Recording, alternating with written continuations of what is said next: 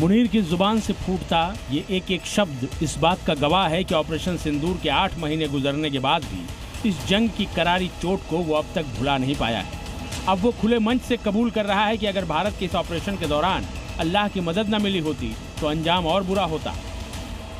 मुनीर हमेशा दावा करता है कि ऑपरेशन सिंदूर के दौरान उसने भारत के खिलाफ मिलिट्री ऑपरेशन लॉन्च किया, जिसका नाम उसने अरबी शब्द बुनियान उल मुरसूस रखा था। इसी का जिक्र कर मुनीर अल्लाह का शुक्रिया अदा करता नजर आ रहा है। ऑपरेशन सिंदूर से तो मुनीर बच गया, लेकिन अब जो हालात उसके अपने मुल्क में बन रहे हैं वो पाकिस्तान के टुकड़े होने से नहीं बचा सकते।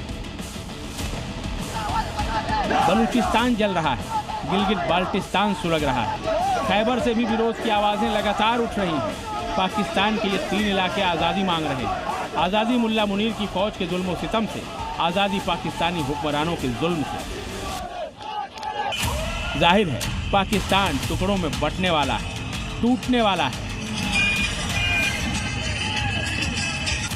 पाकिस्तान के अपने घर में तो आग लगी ही है। अफगानिस्तान से पंगा लेकर उसने अलग ही मुसीबत मोल ले रखी है।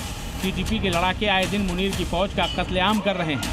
जिस तरह के हालात हैं उससे घबराया मुनीर अब बहकी बहकी बातें करता हुआ नजर आ रहा है। ये बयान मुनीर ने इसी महीने की शुरुआत में नेशनल उलेमा और मसाइफ कॉन्फ्रेंस में दिया था। इस दौरान पाकिस्तानी प्रधानमंत्री शहबाज शरीफ सहित बड़ी संख्या में इस्लामिक मौलाना और स्कॉलर्स मौजूद थे। इस कॉन्फ्रेंस का वीडियो अब सामने आया है, जिसके बाद मुनीर को लेकर एक बार फिर से चर्चाओं का बाजार गर्म हो गया है। आसिम मुनीर पहले भी कई बार कट्टरपंथी बयान दे चुका है। उसने इसी साल अप्रैल में कहा था कि पाकिस्तान की नींव कलमे पर रखी गई है।